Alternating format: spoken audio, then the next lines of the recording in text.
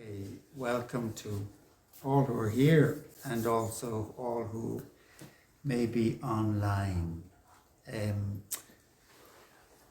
I'm the first victim I know of who mistook the time. They were all saying, this afternoon's going very slow, and I see my clock at 3:30.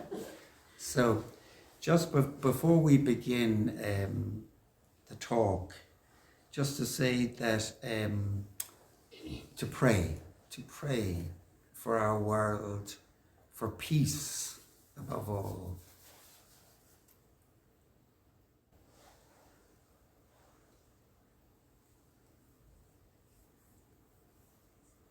And we pray, deep peace of the running wave to you, deep peace of the flowing air to you, deep peace of the quiet earth to you, deep peace of the shining stars to you, deep peace of the gentle roaring of the waves.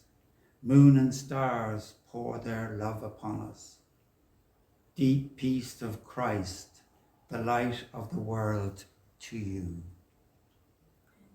Amen.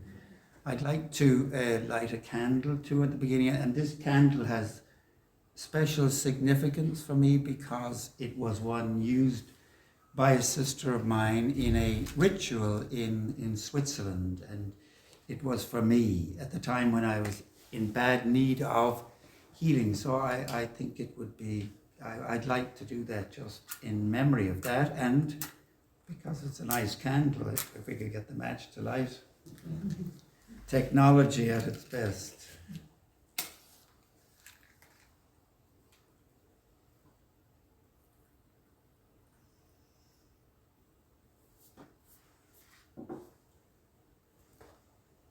How am I going to get rid of that fella? That is going to annoy me. Yeah, it's gone.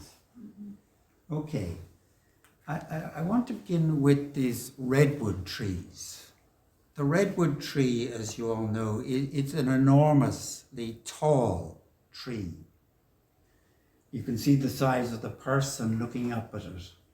And the question is, how deep are the roots of a redwood tree? How deep are the roots of a redwood tree? And I won't put anybody on the spot here to answer it. But the answer is that they're very, very shallow. They're very shallow. They share their roots. They support each other. They support each other. And I show that at the beginning because we're all in this together. We're all in this together. And we need to be supporting each other.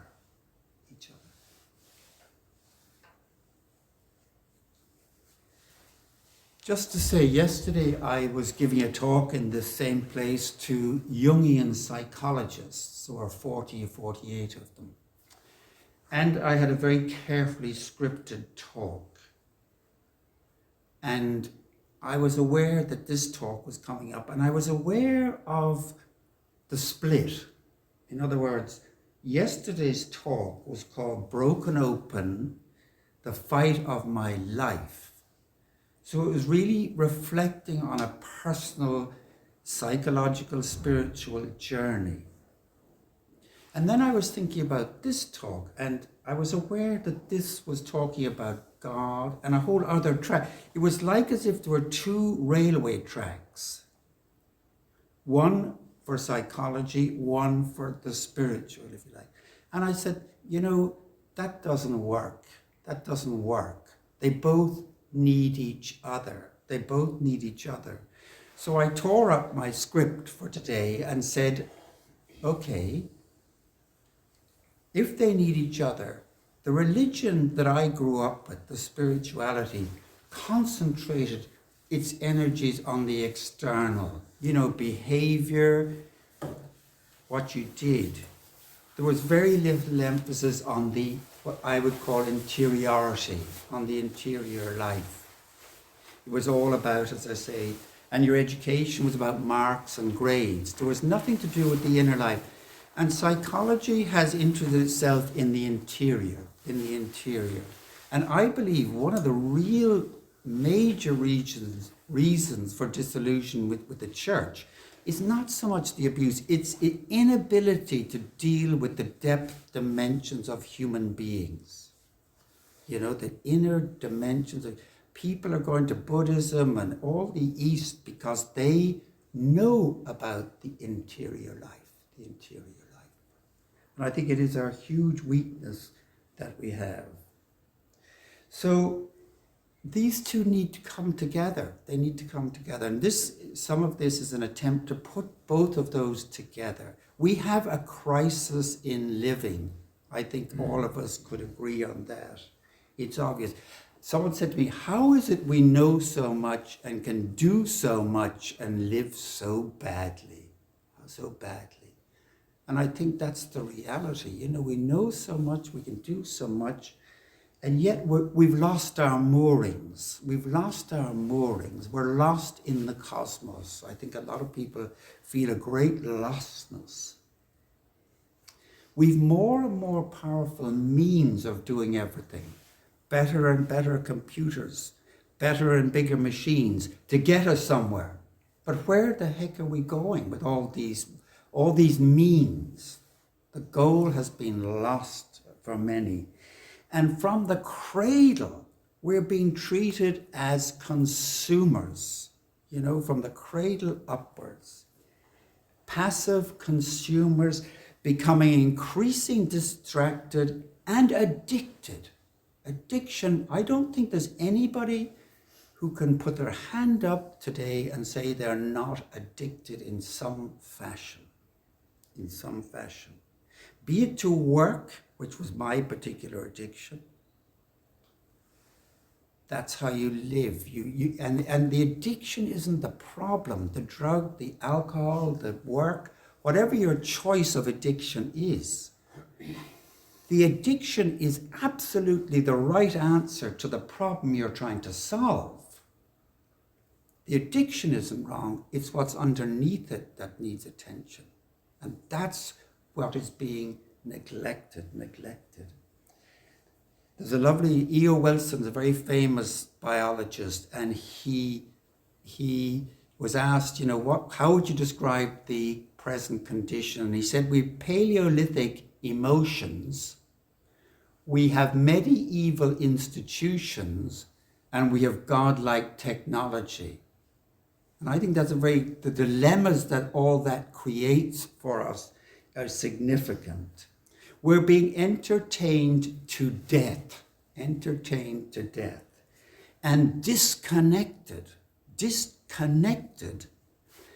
Disconnection is disease. It's probably the most serious, and it's rampant in us all. Disconnection from our own interior, or dislocated. So I think dislocation is probably better, because in dislocation, you dislocate your shoulder, you haven't cut it off, it's still there, but it's not connected. It's not there, it's not connected. I think we're all disconnected in ourselves and increasingly from community. If you want to be content or happy, get connected to yourself, connected to the other, to the community. The redwoods don't survive on their own. They don't survive on their own.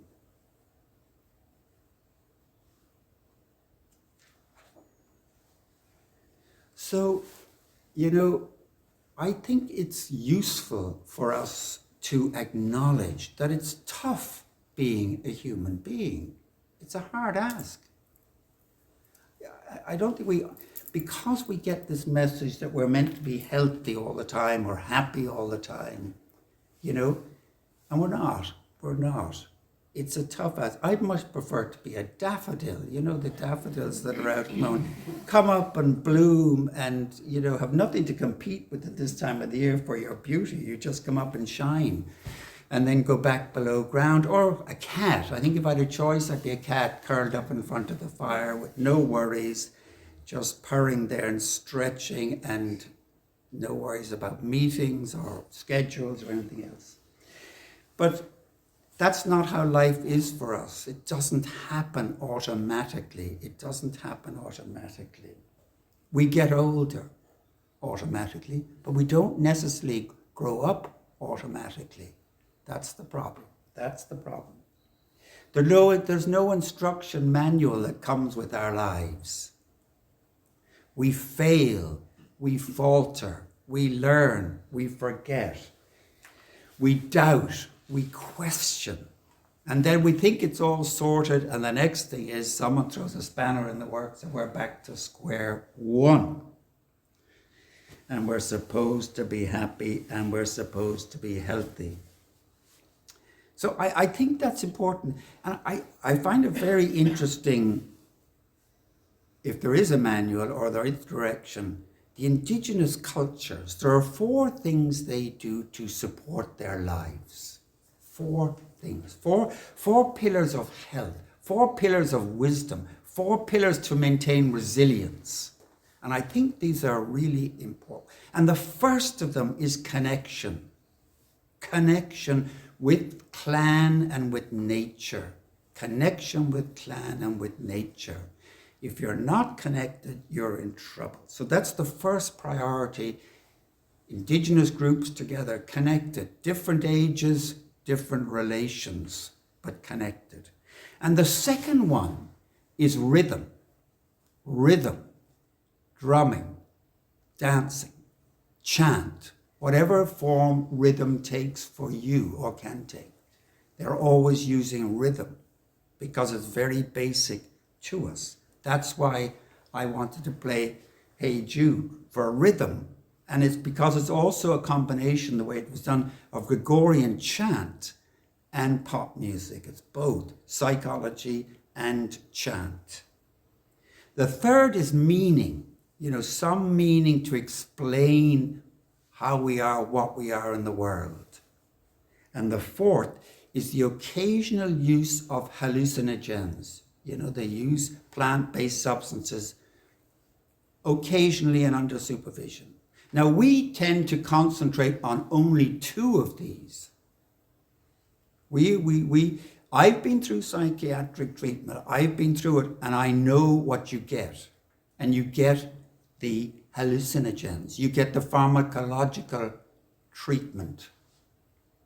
Nobody mentions to you meaning or rhythm or connection. And they are far the more basic, important ones. Far the more basic. So I think those, an oak tree, an oak acorn will not grow no matter what you do if it hasn't got water, if it hasn't got warmth, if it hasn't got oxygen. It won't grow. It's the same for us. There are certain basic things that must be there if we're to be a chance of growing up reasonably.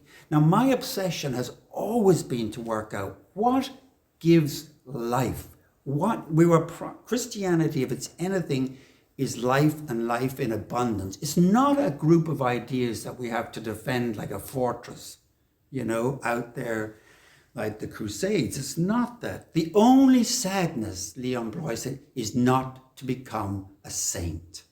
Not to become a saint. To become holy. To become holy. To keep the sap flowing. Not to live trivial, anemic lives, but vibrant, exuberant life.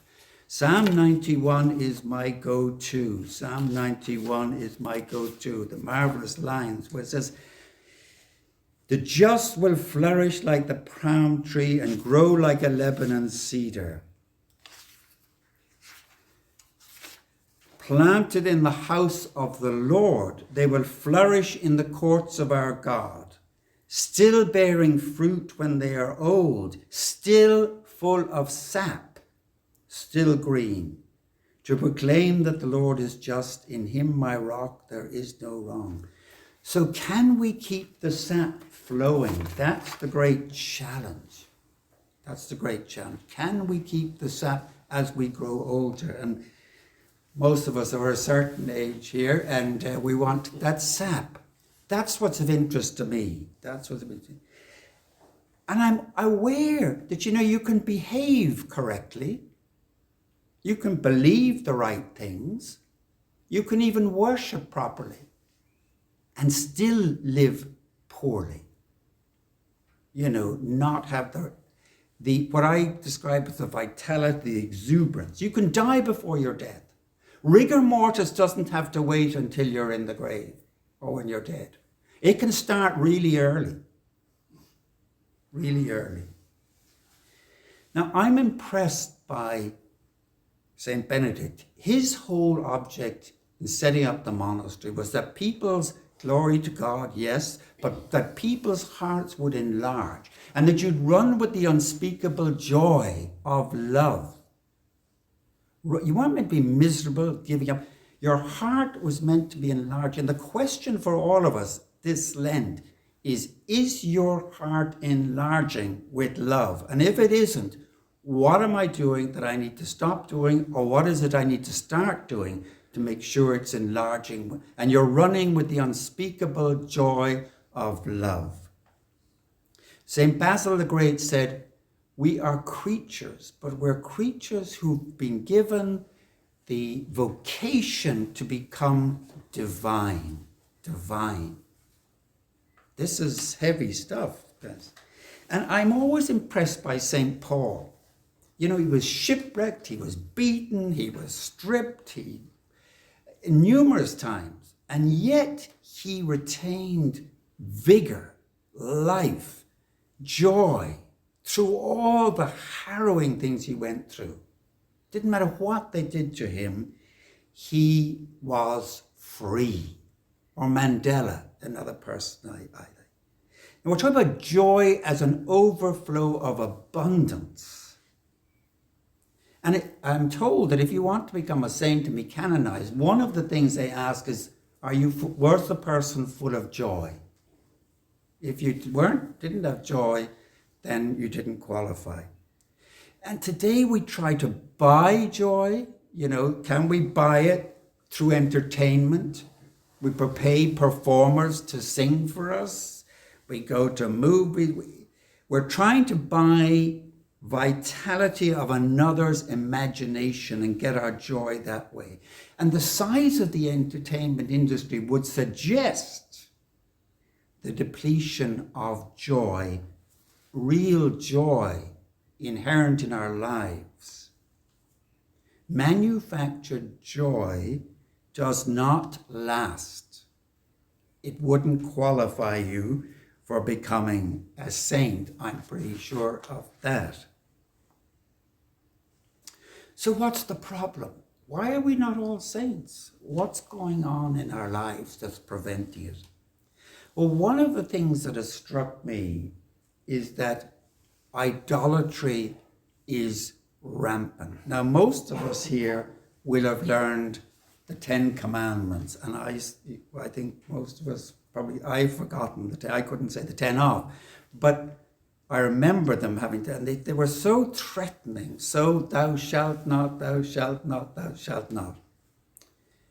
But I discovered in it, going back to them, which they're worth a visit, because they weren't meant to be heavy-duty imposed commands. There were 10 words, they're called that in the Old Testament, 10 words. To help a community survive together. That's what they were meant to do. They weren't meant to be crushing. But what's really interesting is the 2 longest commandments. The longest commandment is the Sabbath day. Keep holy the Sabbath day. And it goes on, guys. The Sabbath day. We don't commit adultery, don't kill, but don't break the Sabbath. It's at least 4 or 5 lines long. I won't read it all to you now, but it's worth looking at the length of it in comparison to the other commandments. It is the longest, and it's the one, it says, remember this one. It just doesn't say keep, it says remember this, remember. In Deuteronomy, It's remembered because your ancestors were slaves in Egypt. In Exodus, it's because God rested.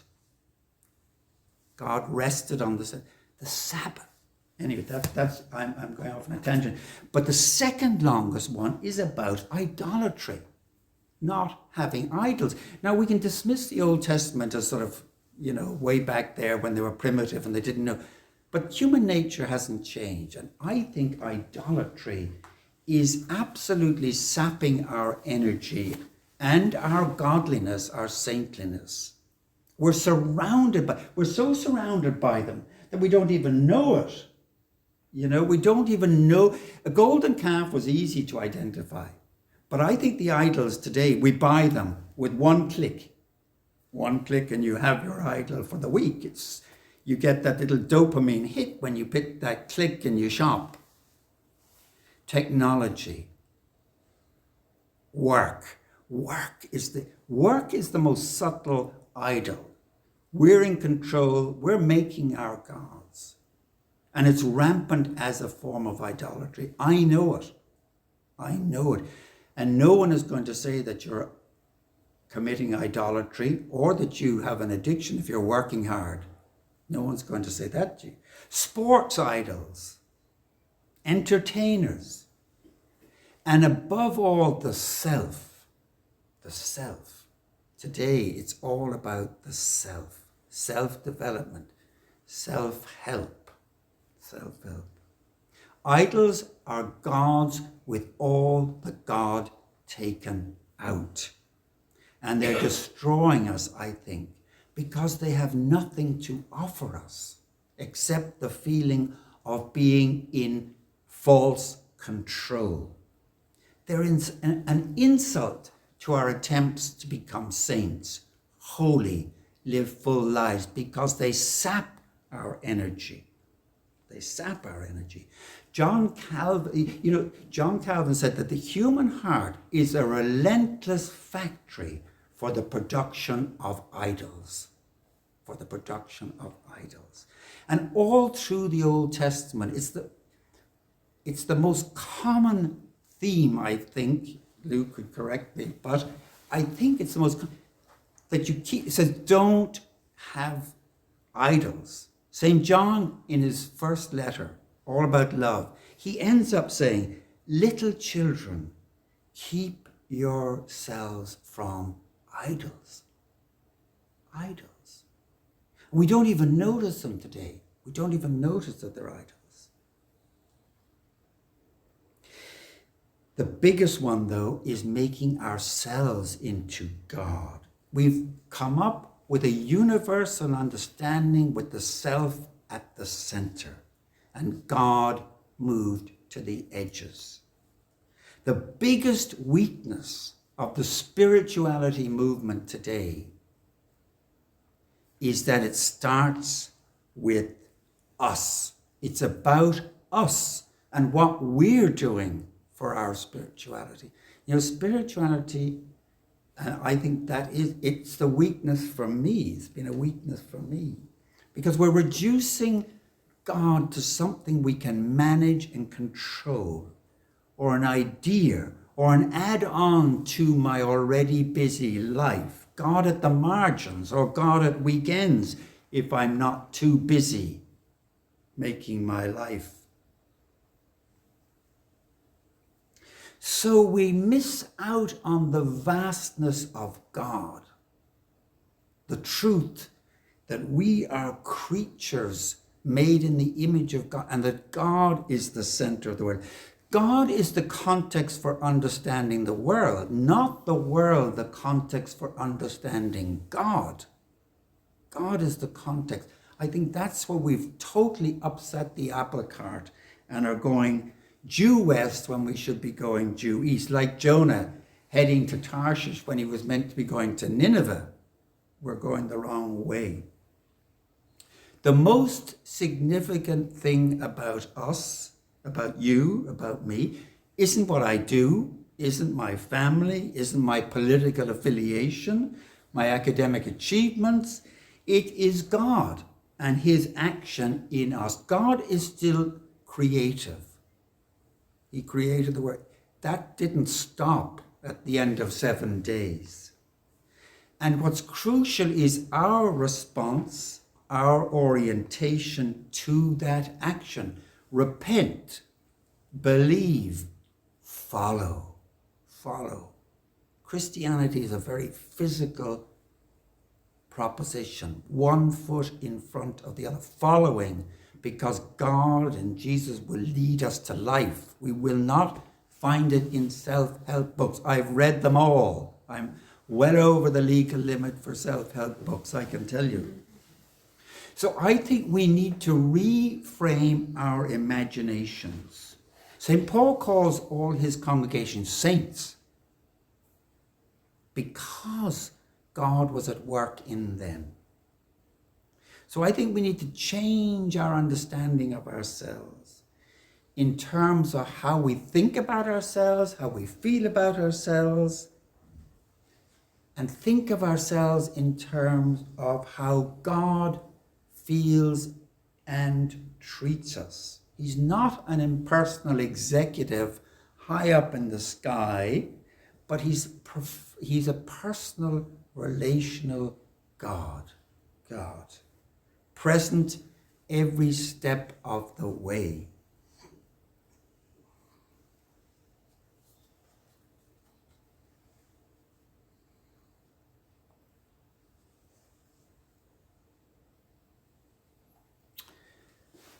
You know, we are meant to be growing up into the full stature of Christ. Growing.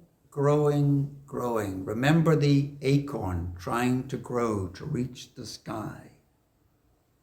We're on assignment here. We're on assignment to grow in holiness, in vitality, in sanctity. This is you couldn't complain that the Christian message is a dull life, guys. If this is our goal, this is our goal. But growth requires time. It requires patience. It is slow. All the things we don't want to allow today. Time, everything is in a hurry. Everything is in a hurry. We're busy. Avarice today is much more about time than anything else. My time. How generous am I with my time? Patience.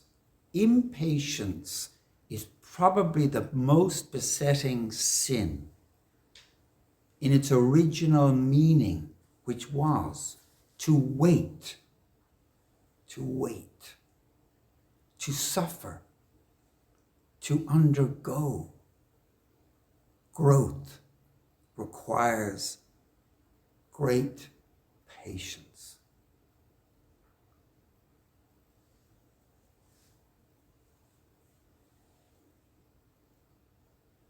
And there are growing pains.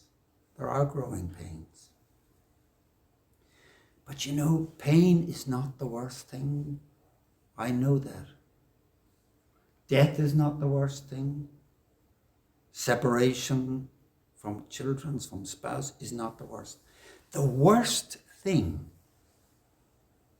is not being able to deal with reality as it presents itself.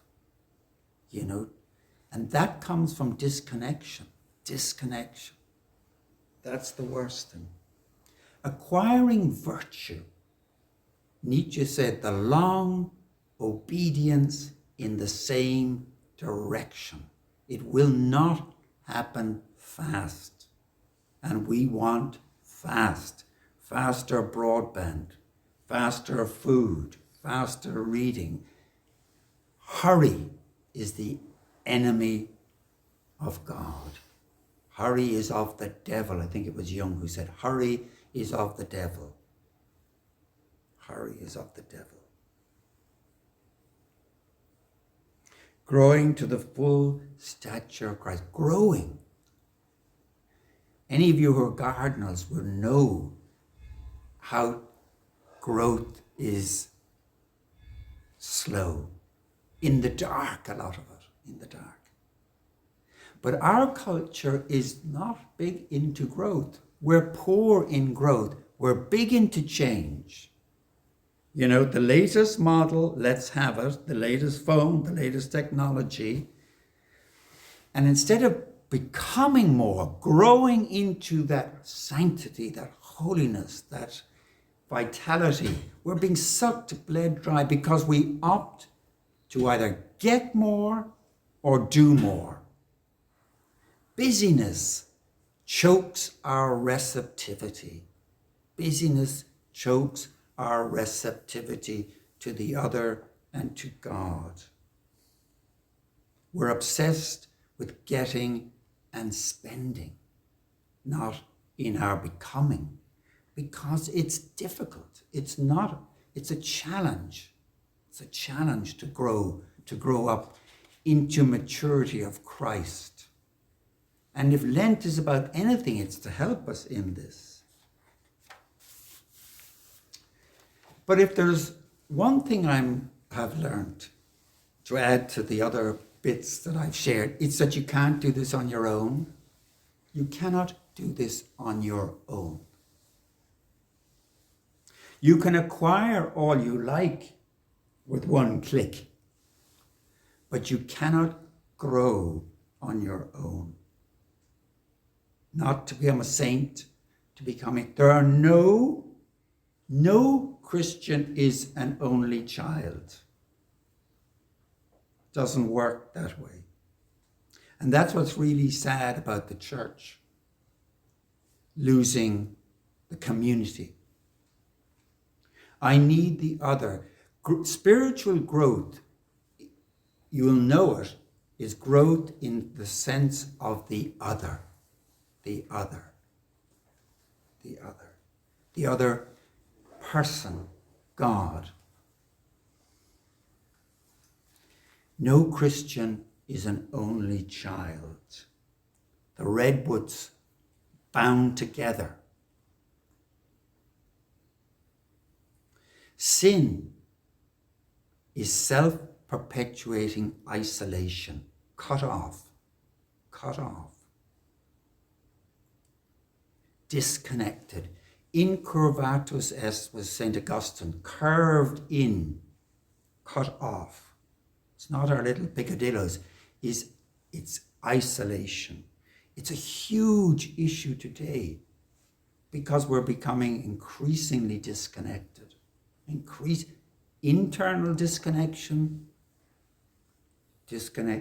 from our communities. So you can't do it alone, and you need a community to help you. Remember the 4 pillars: connection, meaning, rhythm, and occasional pharmacological input if you need it.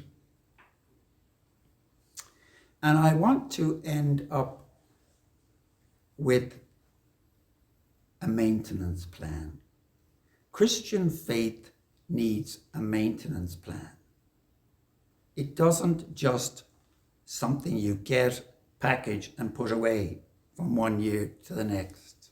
It's a way of life. It's in need of constant maintenance. Faith in the living God is a risky business. You know, you're trusting in something that is invisible, can't be weighed, measured. So every day I put my faith on the line in the living God. But it's not an escape from reality. It's a plunge into reality, minus all the idols that you've moved to the side, away. Faith isn't a conclusion based on what you see. It's a conclusion based on who God is. God is. So Lent then becomes a time for our annual maintenance plan to be put in place. That's what is your maintenance program for my faith? What do I do? What do I need to do more? Is my heart enlarging with love? If not, why not? What do I need to stop doing? What do I need to start doing more of? I wish there was a stethoscope or some sort of implement that could measure the size of our hearts. That you could go for a check, a spirit, we go for these physical checkups and we're told what, blah, blah, blah, your heart or cholesterol. But wouldn't it be wonderful if you could get a spiritual measure? Your heart, and if it wasn't enlarging, please explain why and what you're going to stop doing or start doing that will give you that energy for your heart to enlarge and run with the unspeakable joy of love. I have to say, I've a bit of a journey to do to find that, but that's the goal.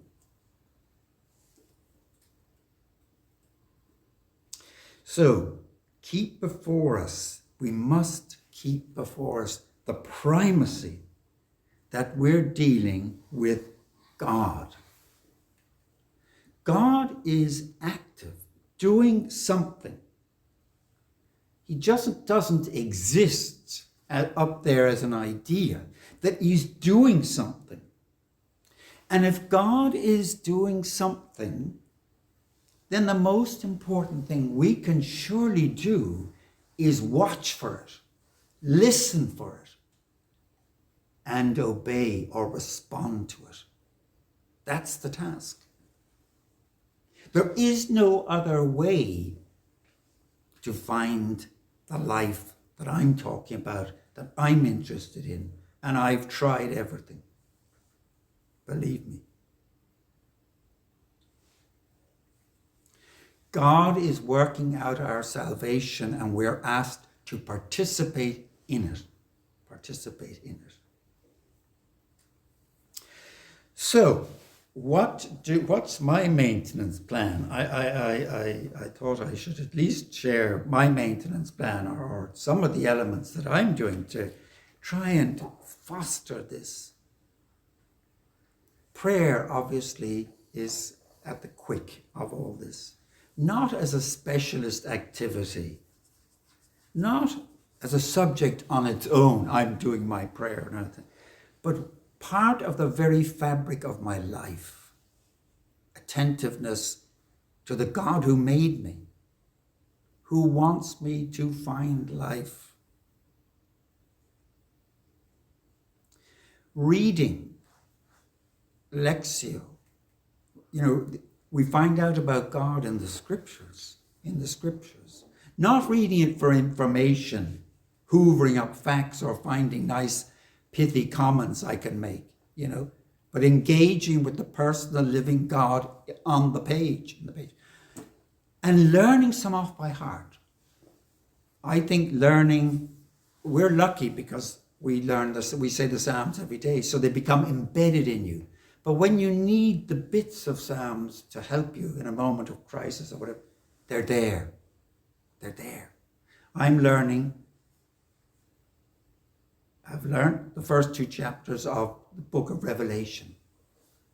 Book of Revelation I always found very complicated and difficult, but my God, once you start learning it and the words go around you.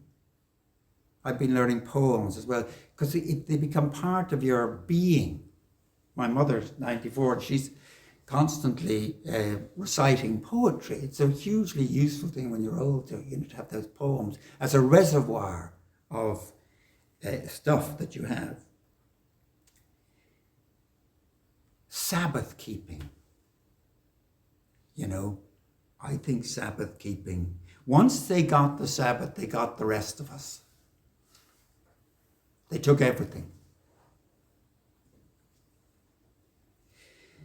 And I don't know what we can do about it, but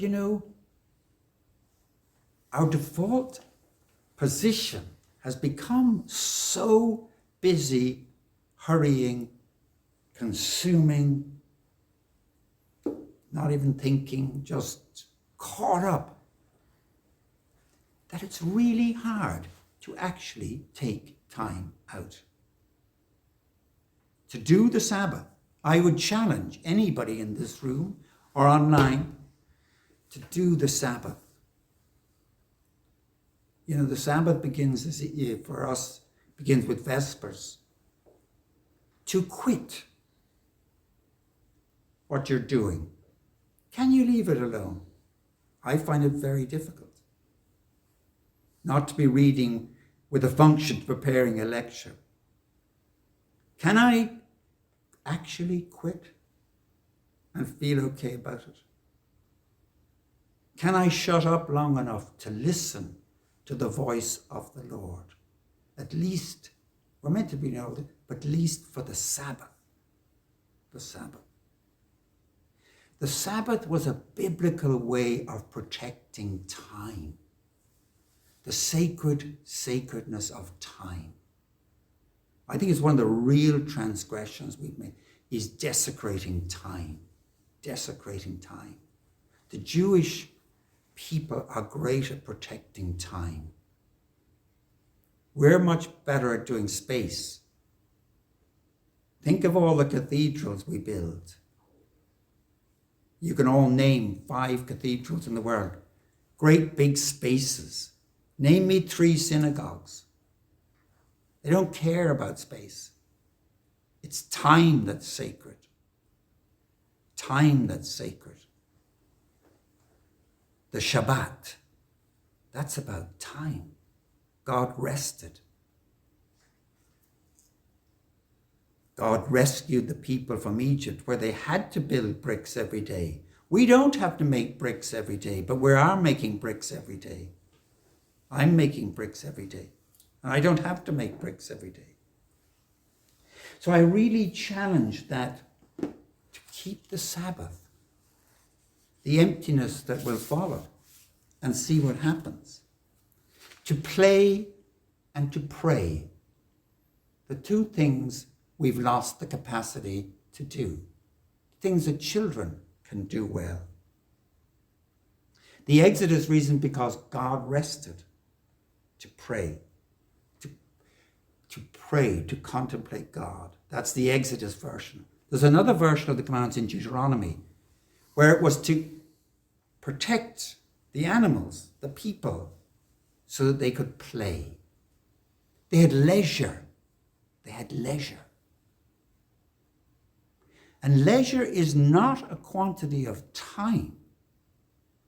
Leisure is a quality of spirit. A quality of spirit. And we're so anxious and busy that it's extremely difficult to find that quiet, reverential pose that the Shabbat asks of us.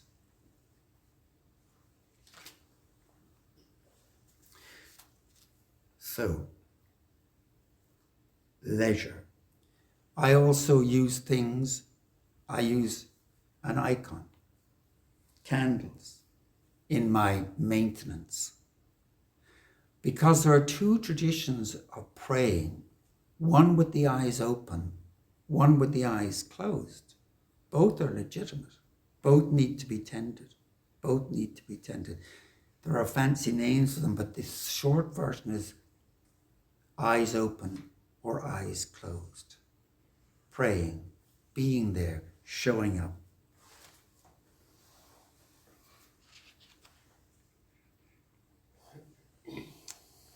So, let us turn off the voices of consume, hurry, busy.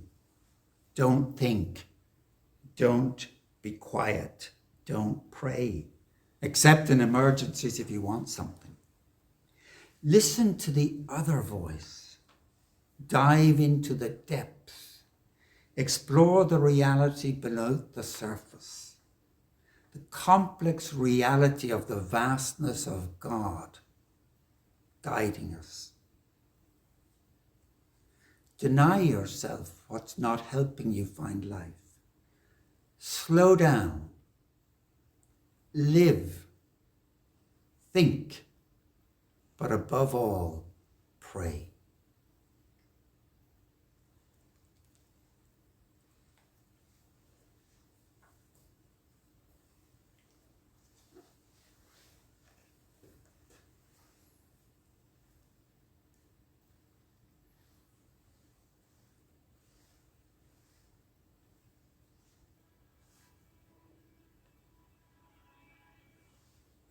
I bind unto myself today the power of God to hold and lead.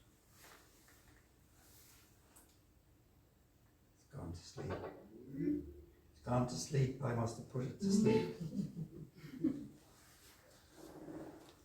His eye to watch, his might to stay, his ear to hearken to my need. The wisdom of my God to teach, his hand to guide, his shield to ward. The word of God to give me speech, his heavenly host to be my guard. Christ be with me, Christ before me, Christ behind me, Christ within me, Christ below me, Christ above me, Christ at my right hand, Christ at my left hand, Christ as I lie down, Christ as I arise, Christ as I stand. Christ in the heart of everyone who thinks of me, Christ in the mouth of everyone who speaks to me, Christ in every eye that sees me, Christ in every ear that hears me.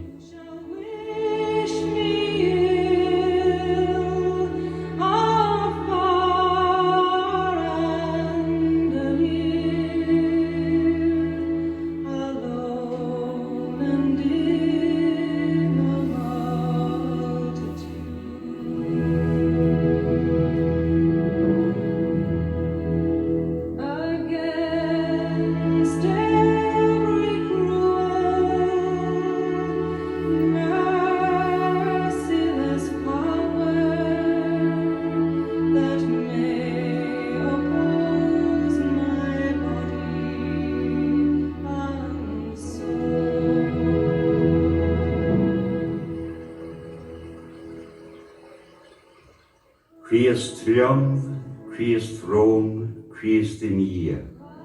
Christ annen, Christ fum, Christus me John. Christ me yesh, Christ me clay. Christ mar a lim, Christ mar a him. Christ mar a naivim, Christ de gri gach dinne smuinien orm. Christ de mail gach dinne alauren orm. Christ de suil gach dinne echen orm. Christ de glus gach dinne klischen neil.